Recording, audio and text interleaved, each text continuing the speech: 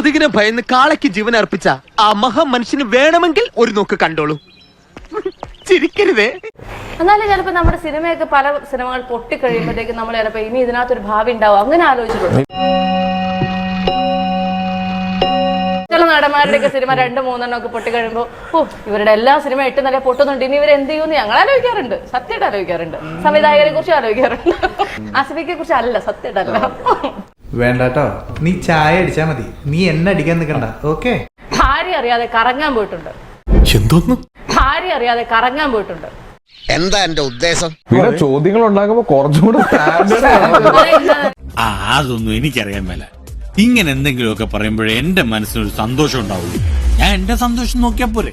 ഒരു സിനിമയുടെ പ്രൊമോഷൻ വന്നിട്ട് ഉളുപ്പുണ്ടടാ ചക്കണക്ക്.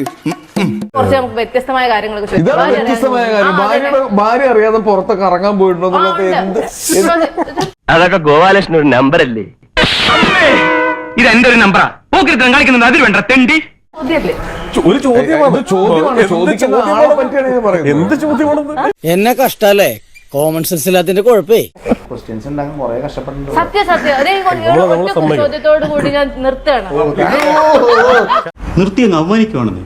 ഇങ്ങനത്തെ രസകരമായ റൗണ്ടുകളുമായി വീണ ഇടയ്ക്കിടയ്ക്ക് വരണമെന്ന് ഞങ്ങൾക്ക് അതിയായ ആഗ്രഹമുണ്ട്.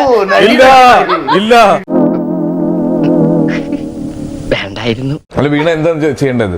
വീണ ഇത് തുടങ്ങിയ സമയത്ത് ചെയ്ത ഇന്റർവ്യൂസ് ഇല്ലേ, അതെടുത്തിട്ടിരുന്ന് കാണണേ. അപ്പോഴെനിക്ക് മനസ്സിലാവും ഞാൻ എത്രമാത്രം പുരോഗമിച്ചെന്ന്. എനിക്ക് അങ്ങനെ എന്ത് പറഞ്ഞാലും എനിക്ക് മറ്റേ പോത്തിന്റെ തൊലിക്കട്ടി അങ്ങനെ ഒന്നും പറഞ്ഞു കഴിഞ്ഞാൽ ഒന്നും ഏക്കത്തില്ല.